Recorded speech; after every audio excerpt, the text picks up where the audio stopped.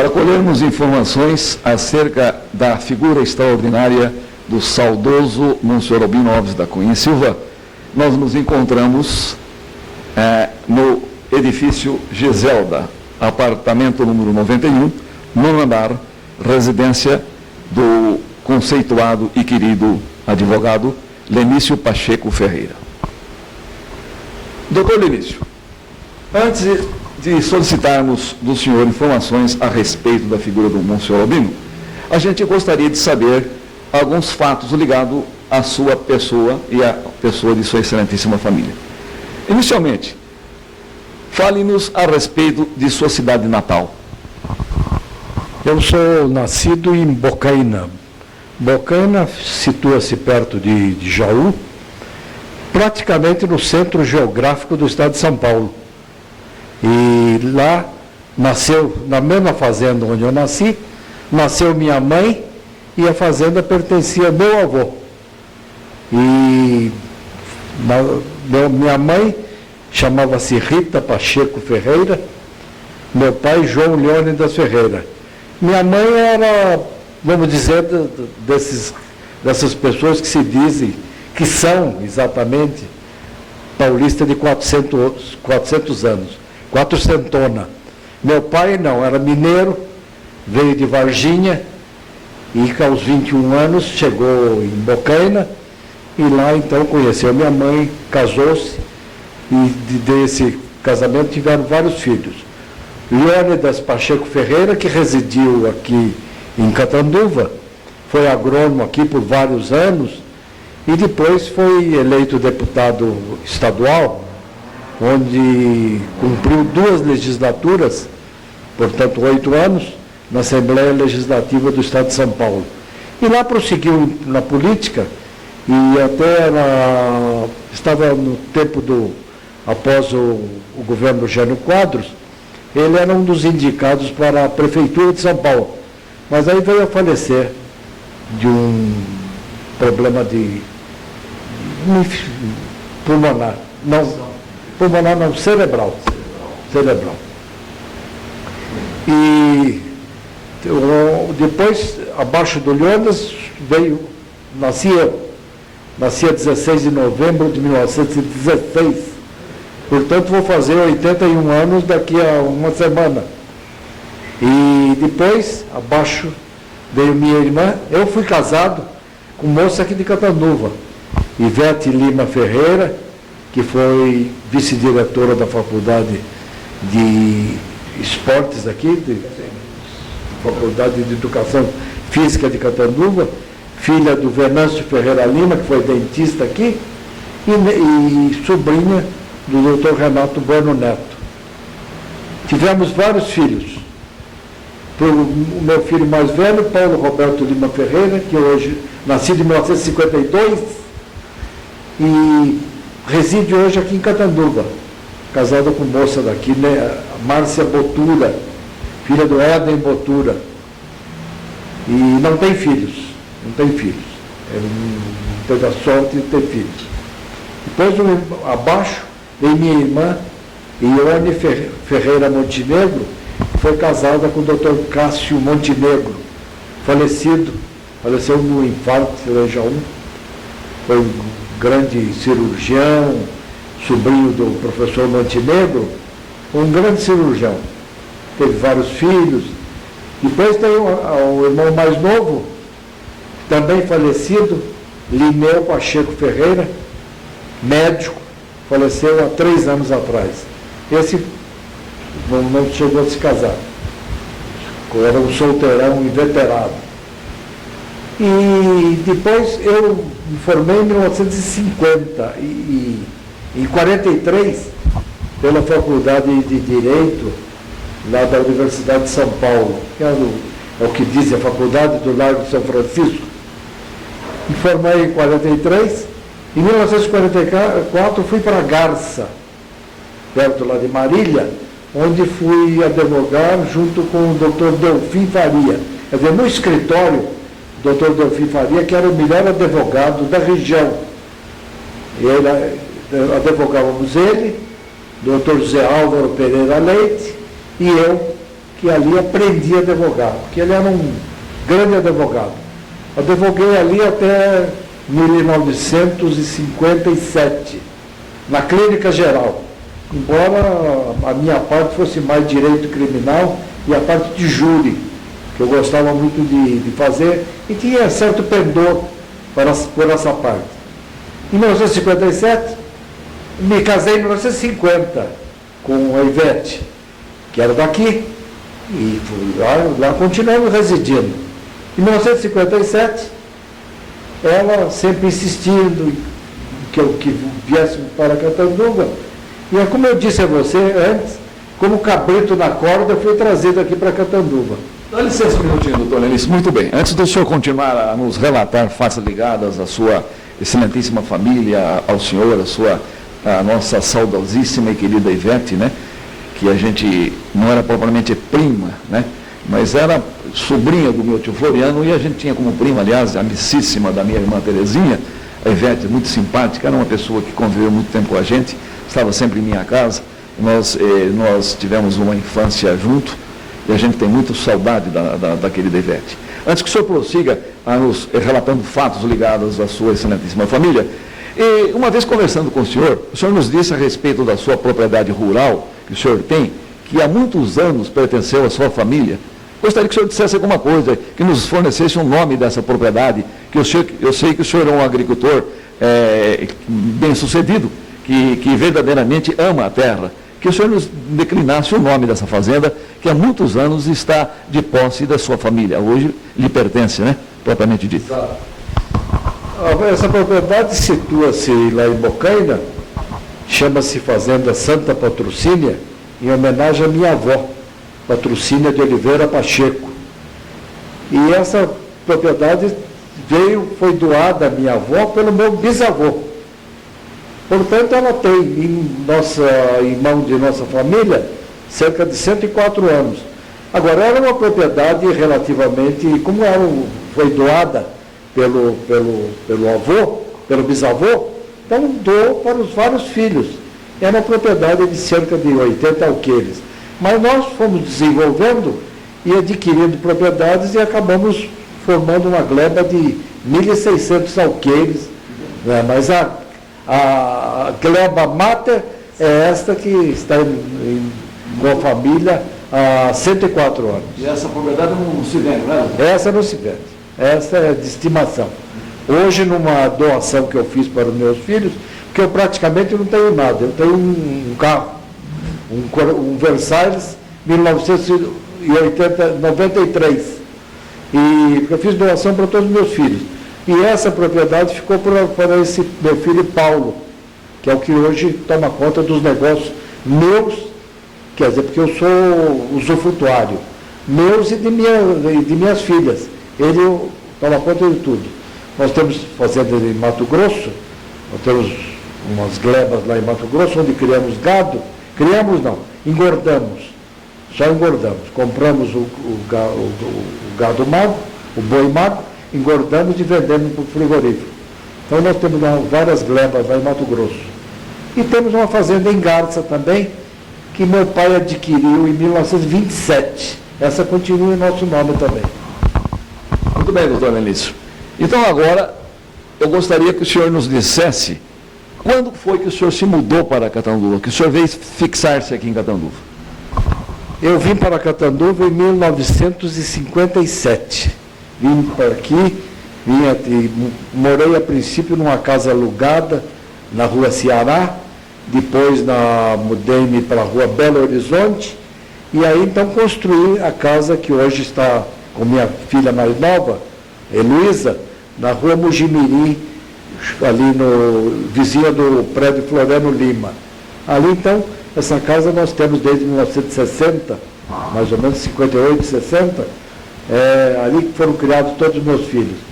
E não se vende também, porque, por enquanto, se puder ter. E chegando aqui, já vim, como havia advogado em Garça cerca de 12 anos, eu cheguei aqui com certa experiência já.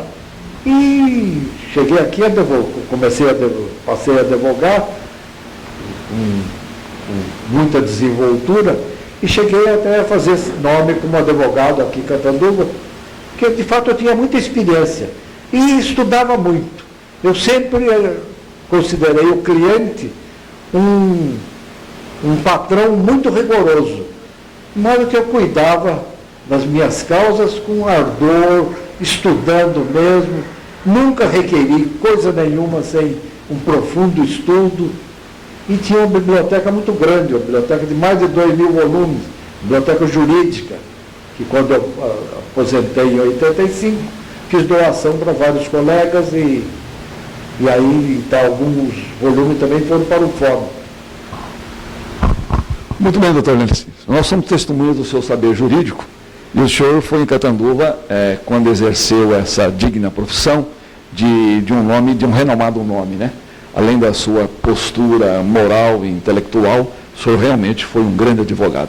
Doutor Eunício, o senhor se recorda de colegas que, quando o senhor chegou aqui, algum nome assim, de pessoas ilustres, advogados, não esses atuais, que também são ilustres, pois gostaria que o senhor nomeasse aqueles mais antigos que o senhor teve a oportunidade de trabalhar com eles.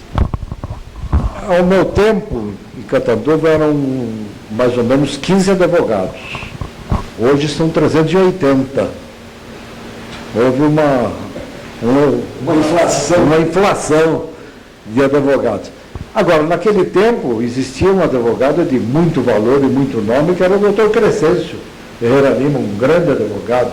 Doutor Augusto Pereira, um advogado que não era, vamos dizer, o doutor Augusto não era um daqueles que estudasse muito, mas era um virtuoso, requeria tudo muito sucintamente, mas muito bem. Doutor Ítalo Zácaro também, era também um advogado, Arlindo Busnardo, doutor Domélio de Oliveira, que passou a advogar comigo no meu escritório, e hoje continua advogando, o doutor Domélio de Oliveira, Paulo Cretella, que se notabilizou aqui no júri, inclusive houve júri que fizemos ele na acusação e eu na defesa. E foram debates ardorosos, foram célebres. E até num desses debates, houve um homicídio, um empregado matou o patrão, e o Paulo Cretella foi advogado de acusação, e eu advogado de defesa. O processo era péssimo, mas graças ao meu entusiasmo, eu consegui absolver no primeiro júri por 4-3. Aí houve recurso e no segundo júri tirei, como se diz, tirei pela gola, 7-0. Isso foi uma grande vitória, porque o Paulo Cretella era o maior advogado de Catanduva no júri. Então foi uma vitória muito grande. Pode nos fornecer uma verdadeira seleção de advogados que residiram, que trabalharam no fórum aqui de Catanduva. Sem querer pretender menosprezar os atuais advogados, esses que o senhor acabou de declinar os nomes, realmente foram pessoas que assumiram uma posição de destaque aqui, né, na defesa do direito da justiça. Doutor Línicio, a gente gostaria agora que o senhor nos fornecesse fatos ligados à vida do Padre Albino. Inicialmente, eu vou lhe fazer a segunda pergunta. A partir de quando o senhor passou a conviver com o Padre Albino? Não muito depois de ter chegado aqui, como minha mulher era sobrinha do Dr. Renato, e nós frequentávamos, antes morávamos distantes, em outras casas, mas depois viemos a residir frente ao Dr. Renato. Então, todo dia o doutor Renato vinha tomar café, depois do almoço na minha casa, e eu, quase toda noite, ia em casa dele para visitá-lo e conversar com ele, e com a dona Sinharinha. O doutor Renato não advogava mais a esse tempo, mas eu me aconselhava muito com ele, porque ele havia sido um grande advogado, e tinha muita experiência. Então, às vezes, algum problema, eu ia conversar com ele, trocar ideia com ele. Então, nessa ocasião, como o Padre Albino frequentava muito a casa do Dr. Renato, era amigo, a dona Sinharinha era era uma discípula do Padre Albino, era uma verdadeira apóstola do mestre. Então, quase que toda semana eu tinha contato com o Padre Albino. E ele sempre muito amável, sempre me agradava muito, e ele e o doutor Renato que me convidavam para fazer parte da diretoria da Associação Beneficente de Catanduva, o que eu de pronto aceitei e comecei a colaborar com o Padre Albino em tudo. Eles me chamavam: olha, o advogado dos pobres, o doutor Lenício é o advogado dos pobres, e tivemos sempre muita familiaridade. Muito bem, doutor Lenício. É do nosso conhecimento que o senhor foi a pessoa, pode-se dizer assim, foi o criador, né? Não sei se eu estou colocando bem a palavra aqui.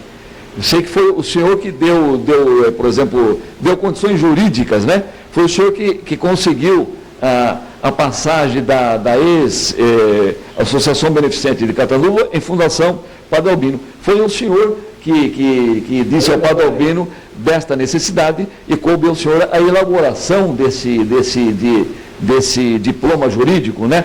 Então, gostaria que o senhor nos dissesse a respeito desse fato, que foi muito importante, porque deu à atual Fundação Padre Albino condições de realmente dela crescer e se transformar hoje numa verdadeira, eu diria, uma das empresas mais importantes de Catanduva, né?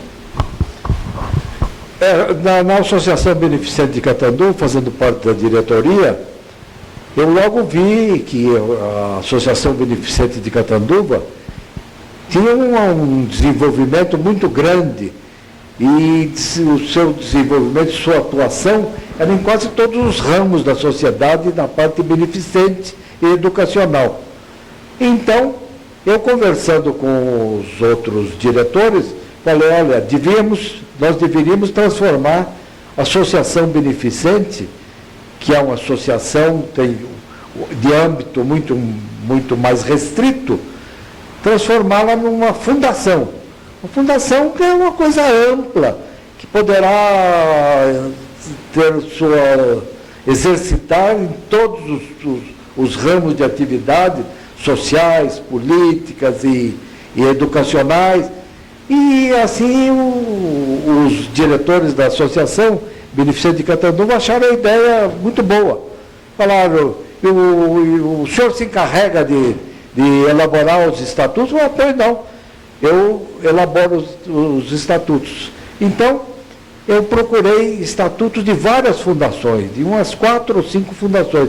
Fundação da Santa Casa de Misericórdia de São Paulo, uma outra de Taubaté, e outras que eu não me lembro o nome agora. E nessas fundações estudei como devia ser o arcabouço da nossa fundação, e peguei as melhores partes dessas associações, refundi tudo aquilo e fiz um estatuto que depois, então, foi submetido à diretoria da Associação Beneficente de Catanduva e votado capítulo por capítulo. Tiveram várias sessões votando, discutindo e votando capítulo por capítulo. Então, assim que foi criada, depois aprovada, submetemos ao Ministério Público a aprovação, foi aprovada e aí então mudou o nome. E existia uma diretoria, um conselho de 21 elementos. E esse conselho que era o conselho diretor da fundação. E esse conselho elegia, cada 2 anos ou 3 anos, não me lembro agora, a diretoria executiva, que era um presidente, um vice-presidente, um tesoureiro, primeiro e segundo secretário, e a diretoria executiva é que administrava a fundação, mas sempre sob a orientação e vamos dizer, o beneplácito não, vamos dizer, com a experiência do conselho. E eu tive a honra de fazer parte do conselho. Agora, existia um capítulo, porque eu sempre notei que a Associação Beneficente de Catanduva tinha pessoas de muita idade. Eu achei que devíamos dar mais vitalidade àquilo. Então eu estabeleci um estatuto que até custou a ser aprovado, mas acabou por ser aprovado, que aos 70 anos o conselheiro pediria seu afastamento, passaria a ser conselheiro honorário, membro honorário da fundação, que só se reuniria em ocasiões muito especiais, e seria escolhido entre os membros da sociedade um novo conselheiro que não valia o lugar, né? Agora, tanto é que quando eu completei 70 anos, eu não podia discordar do que eu havia estabelecido. Então, quando eu completei 70 anos, eu pedi meu licenciamento. Continuei colaborando com a fundação, mas sem fazer parte do conselho. Hoje, passei a ser, como hoje sou, membro honorário. Tenho livre acesso a todas as partes da fundação, todas as escolas, tudo, mas não faço parte mais do Conselho Executivo. Então, coube ao senhor a honra de ter sido a pessoa que elaborou os estatutos, né, que deu condições jurídicas para que a Fundação Padre Urbino obtivesse uma amplitude maior, né, ela pudesse exercer de uma forma mais acertada, né, mais adequada, né, juridicamente falando. O senhor prestou um grande serviço. Foi uma pena que, eticamente, o senhor havia estabelecido um limite X de 70 anos e o senhor teve que se afastar, né, eticamente. Mas nada importa, doutor Lenício, que o senhor retorne outra vez. Que o senhor é uma pessoa bastante conceituada, queridíssimo na fundação, e o senhor poderia retornar. Por que não? Porque parece que eles mexeram no estatuto, agora voltou a 80 e tantos anos de idade, não me lembro quando. Mas a idade limite aí não importa. O que importa é a disposição. Eu sei que o senhor está um pouquinho afastado, assim, fisicamente, mas espiritualmente o senhor está ligado à fundação, está disposto a ajudá-la, como o senhor sempre tem ajudado. Doutor Lenício, agora fugindo um pouquinho do assunto do Padre Albino, como é de importância capital para Catanduva, eu gostaria que o senhor nos dissesse alguma coisa a respeito da Faculdade de Filosofia de Catanduva. A Faculdade de Filosofia de Catanduva, eu não me lembro a data, mas isso, no momento, se eu fosse procurar nos meus arquivos, eu saberia qual é a data. Mas no momento assim, não me lembro a data em que foi final. Mas eu estava no meu escritório, certo dia, quando fui procurado pelo prefeito Morelli. E chegou lá e me disse: doutor Lenício, eu vim aqui e o senhor fazer um pedido e o senhor não pode recusar. Eu falei: bom, mas assim também você me põe no... Intimação. Isso não é um pedido, é uma intimação. O que é? Ele falou: não, primeiro o senhor vai aceitar. E ficamos nessa contenda, até que eu falei: tá bom, eu aceito. Por benefício de Catanduva, diz ele. O senhor vai prestar um grande benefício a Catanduva. Eu falei: o que é? O senhor vai ser o diretor da Faculdade de Filosofia, cujo processo está sendo elaborado e que deve ser criada nesses dias. E porque o senhor tem aprovação das irmãs lá do colégio, onde vai funcionar a faculdade. E nós conversamos com as irmãs, cogitamos o seu nome, e elas imediatamente aceitaram, disseram que com essa pessoa eles aceitariam que funcionasse lá. Aí então aceitei e fui o primeiro diretor. Agora, como isso nós estávamos mais ou menos no mês de março, e a faculdade devia começar a funcionar aquele ano, eu falei: bom, Morelli, mas como é que vamos funcionar? Fui lá no colégio, verifiquei, depois falando com ele, verifiquei, não tem condições. A iluminação, a faculdade vai funcionar à noite, a iluminação é deficiente, as salas de aula são muito grandes, amplas, e não dão para todos os cursos. Precisa fazer divisões, precisa montar secretaria, comprar máquinas e equipamento. Isso aí não dá tempo, vamos fazer, como é que vamos fazer? Ele falou: não, mas o senhor tem que dar jeito. Eu falei: bom, eu vou fazer uma coisa, você me dá a verba que eu precisar, e eu não vou fazer concorrência. eu vou arriscar agir ilegalmente. Eu vou fazer tudo com tomada de preço. Já consultei aqui o doutor Ed Frei, que é o secretário, o Armando Prandi, e eles me disseram que isso não pode ser feito. Que isso é ilegal e que iria trazer consequências sérias para mim, possivelmente. Eu falei, não tem problema, eu assumo, vamos fazer tudo com tomada de preço, e fizemos tudo com tomada de preço, compramos todo o material, o Borelli nunca me negou verba, inclusive houve uma certa ocasião que uma firma de Rio Preto reclamou, porque havia uma diferença mínima entre a firma de Rio Preto, uma diferença a menos, e da Romão Máquinas aqui, coisa mínima a mais. E eu, quando eles me trouxeram a concorrência, que era feita com envelope fechado, eu verifiquei aquilo, falei, então é de Rio Preto? Eu falei, não é de Rio Preto, vai ser a Romão Máquinas, porque a escola, vou justificar, foi a justificativa. A Romão Máquinas é uma firma comercial estabelecida em Catanduva. A Faculdade de Filosofia é municipal. Essa firma recolhe imposto do ICM, favorece o município. A diferença é pequena, a diferença é mínima. Outra coisa, nós vamos ter uma assistência melhor. Então, fica aprovada com essa ressalva. E foi aprovada. E depois, então, quando criou-se o caso, criou-se a faculdade, um vereador aqui da oposição resolveu apresentar uma queixa ao Tribunal de Contas, que a faculdade havia sido dilapidado dinheiro público, que havia sido criada ilegalmente e que sem concorrência, e foi para o tribunal. Fiz a minha defesa e expliquei qual a razão que eu havia feito por concorrência. E certa noite tive o prazer de receber um telefonema do Luiz Gonzaga Robas Martins, que tinha sido meu colega de turma, e era conselheiro do Tribunal de Contas.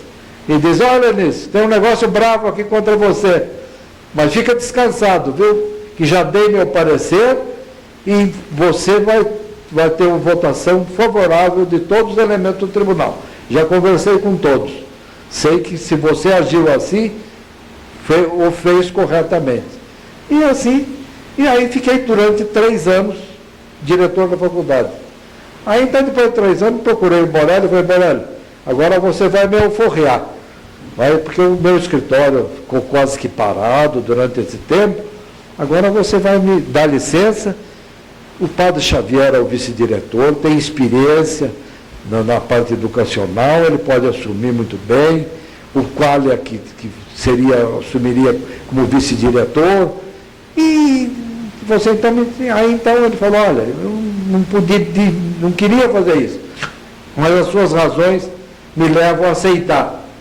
E nesse tempo mandou publicar até no jornal aqui uma portaria, aquilo foi uma surpresa para mim, uma portaria do prefeito municipal de Catanduva, elogiando o meu serviço e dizendo que a Faculdade de Filosofia devia sua criação, grande parte à minha pessoa, e que eu me afastava por livre e espontânea vontade, que ia fazer muita falta, mas que ele tinha compreendido minha situação e havia me liberado de continuar prosseguindo nesse serviço.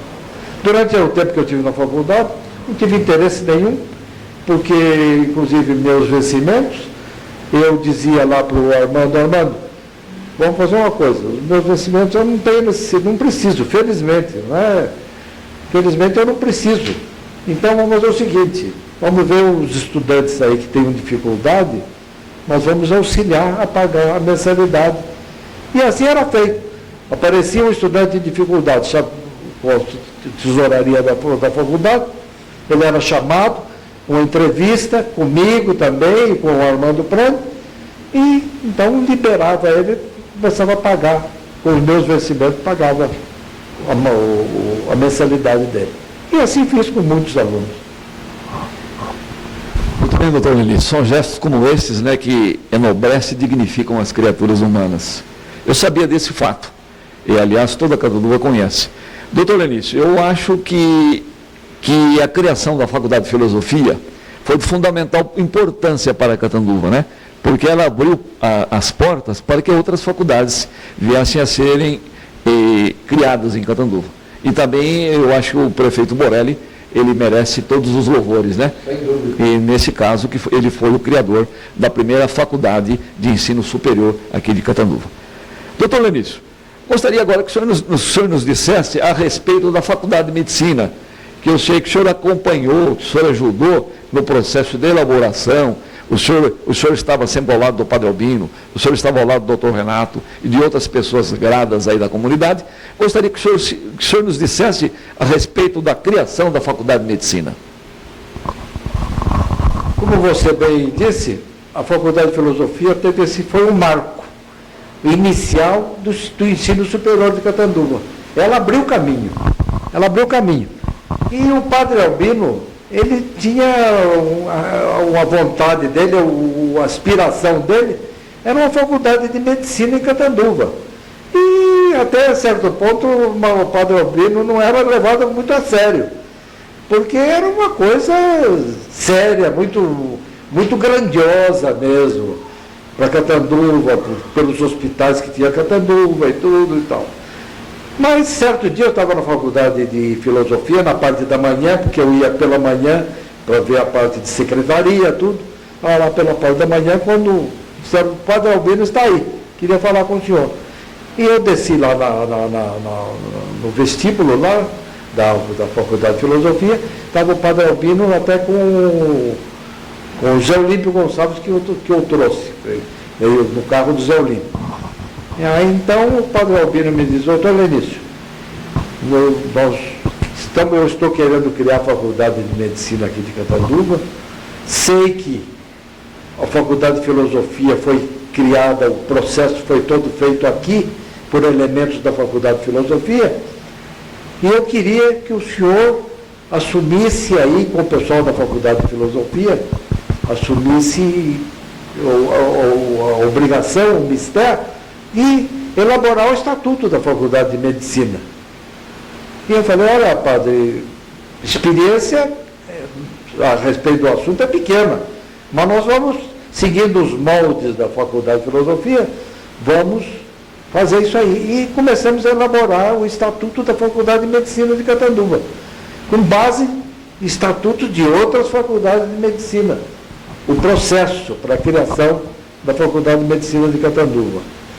E foi criado um processo, lá trabalharam os elementos administrativos da Faculdade de Filosofia, Ed Frei, Armando Prandi, o Dimer, e o processo estava bem encaminhado quando foi convocado para colaborar o Dr. Michel Cury. Então o Dr. Michel Cury teve um papel importantíssimo nisso aí, porque ele refundiu o processo, que era uma faculdade, vamos dizer, uma faculdade genérica, numa faculdade específica de medicina.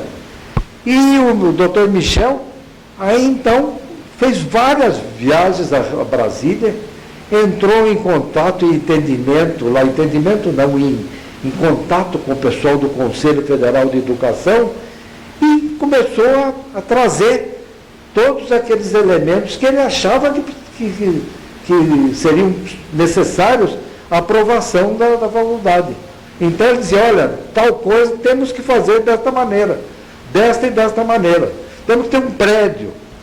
E aí, onde vai ser o prédio? Aí, então lembrou-se do antigo Hospital das Clínicas. Mas o Hospital das Clínicas está abandonado. O Michel falou, não tem importância, vamos reformar.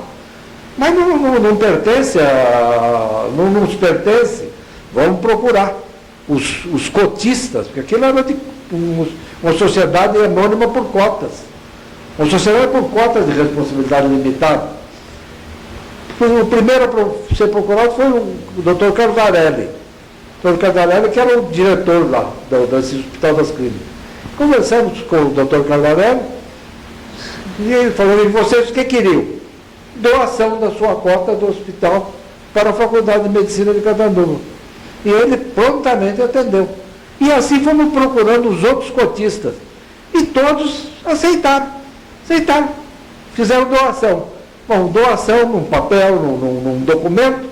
Aí começamos a reforma. A reforma lá da faculdade, e o Michel dirigindo a reforma, sala de aula e tal, e coisa. E depois, então, precisava uma biblioteca. E a biblioteca? Precisava ter uma biblioteca de alguns 1000 volumes. Então o doutor Michel falou, não tem problema. Eu trago minha biblioteca, não é essas coisas, mas vou pegar a biblioteca de todos os médicos de Catanduva. Procurou todos os médicos de Catanduva e todos deram todos os livros, ficaram sem ler um tempo. Ficaram naturalmente sem ler livro de medicina uma temporada. E juntaram todos lá na biblioteca da Faculdade de Medicina de Catanduva. Enfim, foi preparada, e a parte de depósito para animais, para experiência, foram caçados alguns cachorros na rua, presos lá. E aí, então, quando chegaram os inspetores do Conselho Federal de Educação, chegaram, olharam e encontraram alguma coisa. E aliás, vieram pessoas muito boas também, possivelmente por influência do Gama e Silva, do professor Gama e Silva. Essas pessoas já vieram com boa vontade aqui. E eles, então, falam, bom, aqui está muito bom, nós vamos fazer a segunda inspeção, daqui a tantos meses. Então tem que fazer isso, e deram a receita de tudo que precisavam fazer. E aí, então, nesse tempo, o Michel teve uma importância muito importante. O Michel sacrificou a clínica dele e tudo, e ficou um empregado do Padre Albino. E assim que foi feito o processo da Faculdade de Medicina, que acabou sendo aprovado pelo Conselho Federal de Educação. Doutor Anísio, o senhor nos disse uma certa feita que a Faculdade de Medicina, a gente sabe que o doutor Michel trabalhou muitíssimo, como outras pessoas também trabalharam, mas ela só saiu devido à amizade da dona Sinharinha, não é isso?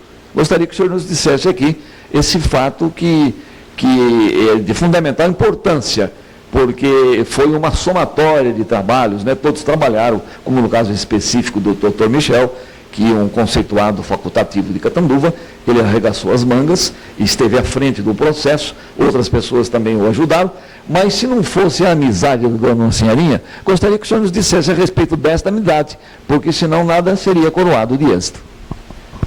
Esse fato é anterior, vamos dizer, a célula máter do negócio.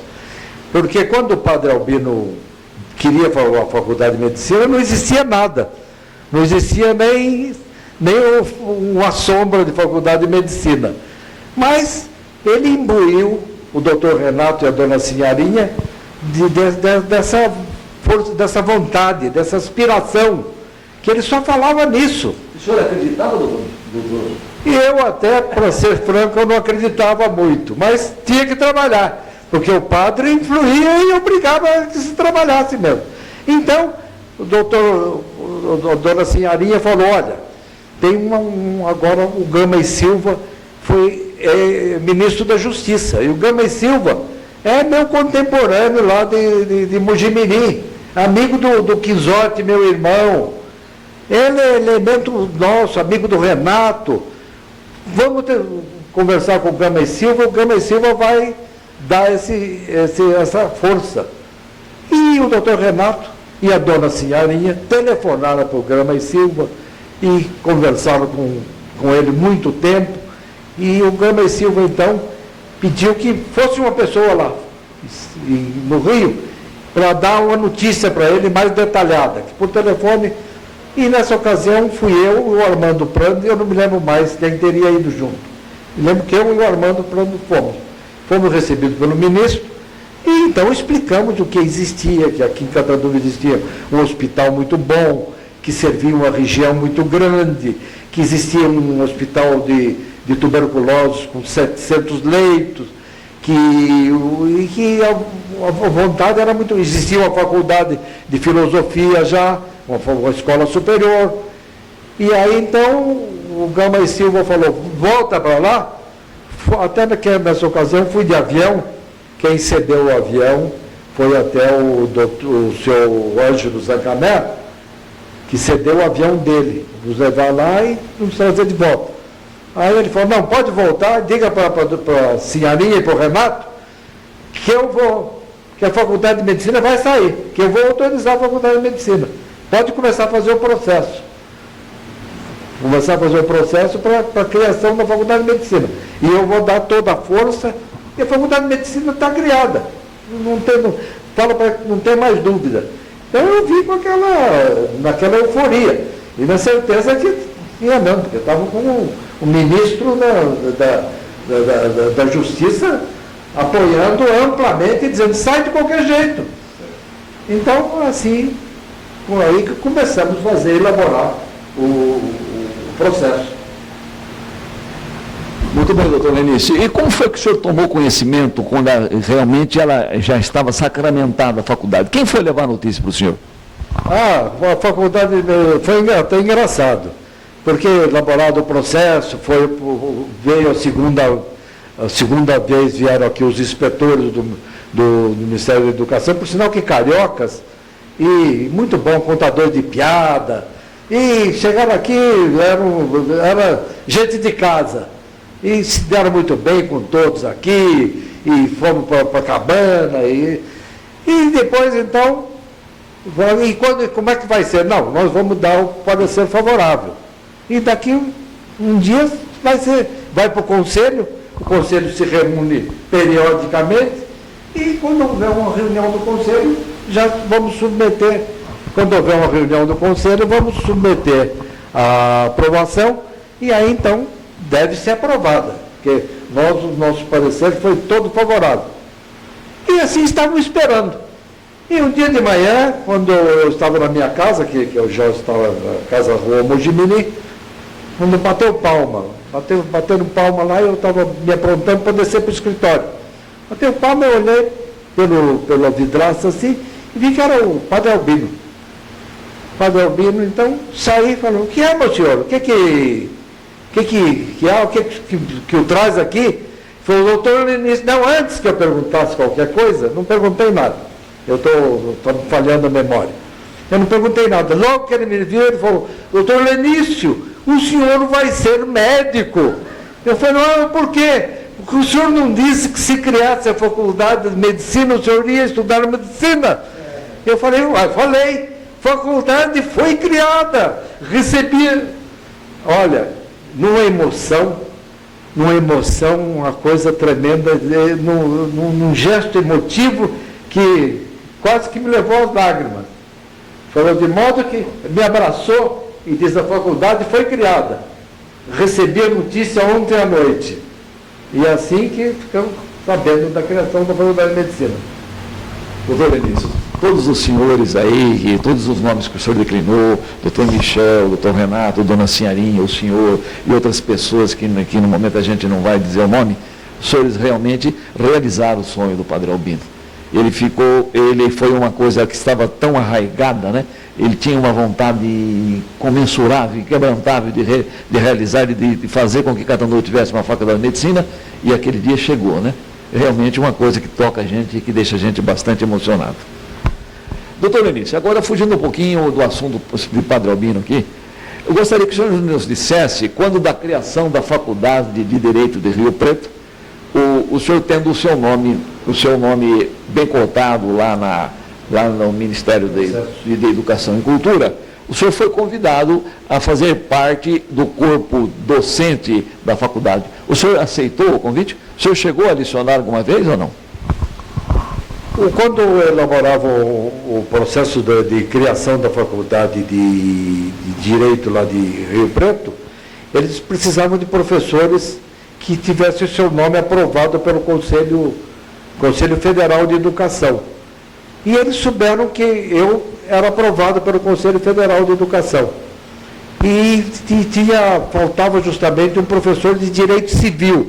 Os outros professores, eles já haviam conseguido os nomes, aprovação. E aí, então, me procuraram, o futuro diretor me procurou e me disse se eu podia dar o meu nome como professor para a cadeira de Direito Civil da Faculdade de Direito lá de Rio Preto. Então, nós sabemos que o senhor é advogado, civilista. E, então, eu aceitei e fui aprovado. Então, no processo de aprovação, no processo de criação da Faculdade de Direito de Rio Preto, consta meu nome, tanto é que na aula inaugural eu tive que comparecer em vestes talares, fui obrigado a fazer uma beca e compareci à missa. Até houve um caso engraçado, porque no dia da missa nós fomos cedo, porque calculamos missa lá cedo, né? Chegamos lá, eu, o doutor Paulo Cretella e o Qualha. E chegamos cedo lá. Fomos na casa do diretor, batemos palma, 8 horas, mais ou menos 9 horas. Ele estava se barbeando e saiu ainda ao meio da barba e falou, o que houve? Nós viemos para a missa. Não, mas isso não é missa fúnebre. Não é missa de inauguração, vai ser de noite. Então nós voltamos e retornamos de noite para a missa de verdade. Nós pensamos, a missa que fosse às 10 horas da manhã.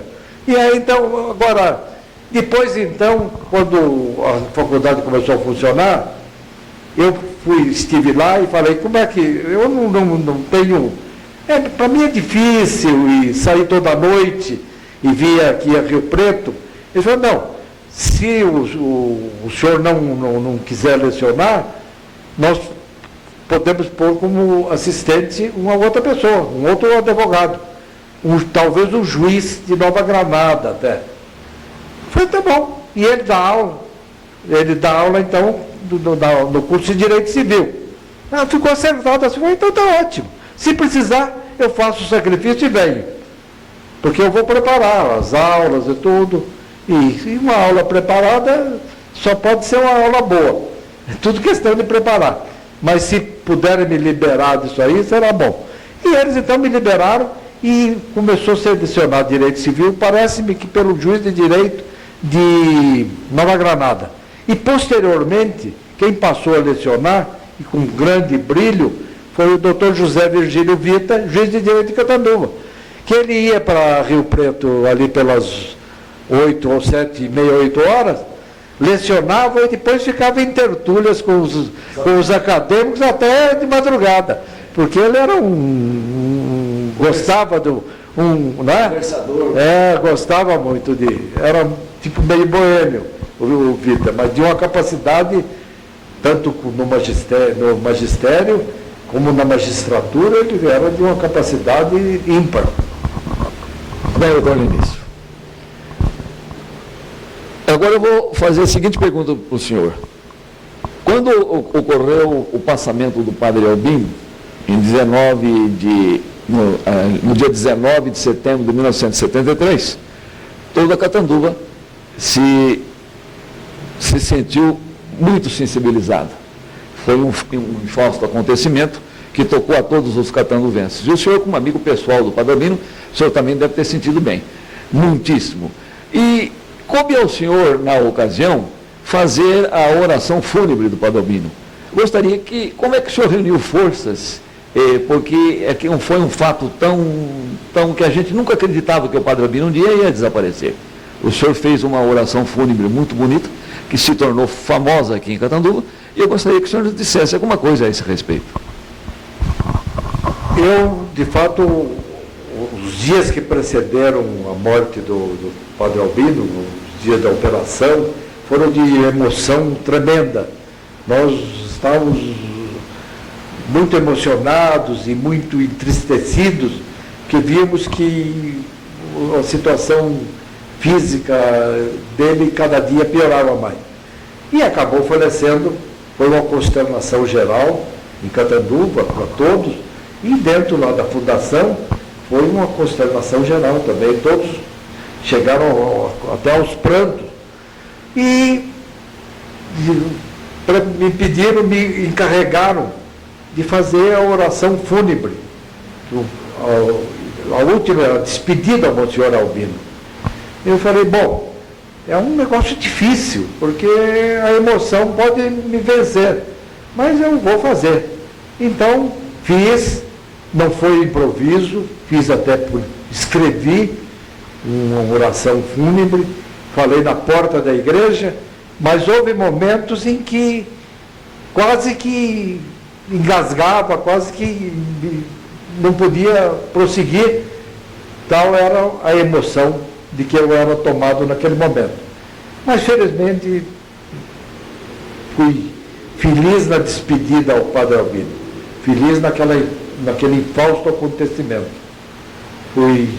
Consegui interpretar o sentimento não só dos conselheiros da Fundação, da diretoria da Fundação, como de toda a Catanduva. Porque eu vi que pessoas que ouviam estavam aos prantos, lá olhando. Então, aquilo me serviu de baliza. Eu olhava e via a pessoa aos prantos, senhoras, senhores. E até hoje, quando me lembro disso, eu me emociono. Bem, doutor Lenício, o senhor cumpriu uma tarefa dificílima, mas muito honrosa. O senhor deu o seu testemunho, deu a sua, de uma forma eloquente, né, a despedida de toda a comunidade ao nosso inesquecível Monsenhor Albino Alves da Cunha Silva. Uma figura extraordinária, eu diria mesmo um exponencial da história de Catanduva. Padre Albino, ele esteve em Catanduva durante 55 longos anos e realmente muito trabalhou, fez muito para Catanduva. Tinha um amor imenso à Catanduva e região e deixou aqui um rastro luminoso, que são as suas obras sociais, né? As suas faculdades, o hospital, a igreja e uma porção de coisas. E é uma figura que jamais a gente esquece, não é isso, doutor Lenício? Exatamente. Doutor Lenício, para nós não tomarmos mais o seu tempo, o senhor nos recebeu gentilmente, com toda a sua fidalguia, a sua lhaneza de trato, e agora então a gente gostaria que o senhor nos dissesse o seguinte, de um modo geral, o que o Padre Albino representou para Catanduva, doutor Lenício? A figura do Padre Albino, ela praticamente liga-se a Catanduva em tudo nas obras beneficentes, nas obras educativas, no exemplo de moral, de trabalho, dedicação, amor à cidade.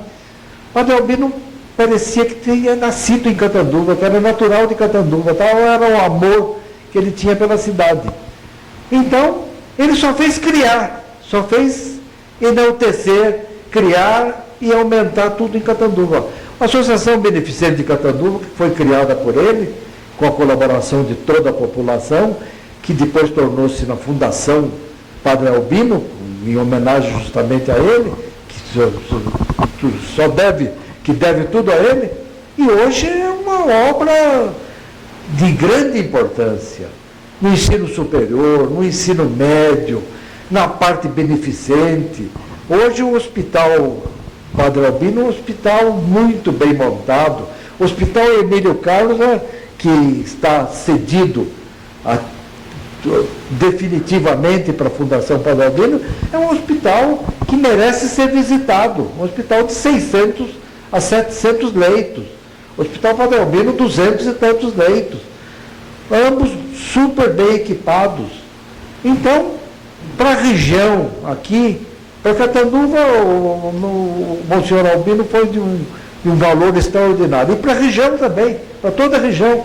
Ele é conhecido em Catanduva como é conhecido em Ariranha, na região toda, Itajubi, Novais, todo lugar falou-se em Padre Albino, fala-se num santo. De modo que a importância do Padre Albino ele tem modesta estátua ali na porta da igreja, mas merecia até uma estátua numa praça pública, porque o Padre Albino, de fato, foi um homem mais do que todos aqueles que amaram Catanduva. Eu acho que a figura dele foi uma figura extraordinária. Foi um santo homem. Eu acho que é o que nós tínhamos a dizer, né, sobre isso aí. Se mais alguma coisa aí a gente pudesse lembrar, estamos à disposição. Muito bem, doutor Lenício. Nós queremos então agora deixar aqui o nosso melhor agradecimento e um dia a gente retorna para colher do senhor, porque o senhor é uma figura muito simpática, tem um nome muito ilustre em Catanduva, um homem que realmente se uniu a outras personalidades de Catanduva para ajudar o Padre Albino. O senhor tem a sua posição de destaque, viu, doutor Lenício? O senhor realmente o ajudou bastante, como foi o caso do doutor Renato, da dona Sinharinha, também do tio Floriano, né? Que era o meu tio, Floriano. O Floriano Lima era um apóstolo do Padre Albino. Aquele que acompanhava era uma sombra do Padre Albino. Era uma sombra do Padre Albino. E de modo que colaborou muito em tudo, era um apóstolo. Muito bem, muito obrigado então, doutor Lenício. A gente voltaria em uma outra oportunidade para colher do senhor outras informações que são importantes para a história de Catanduva.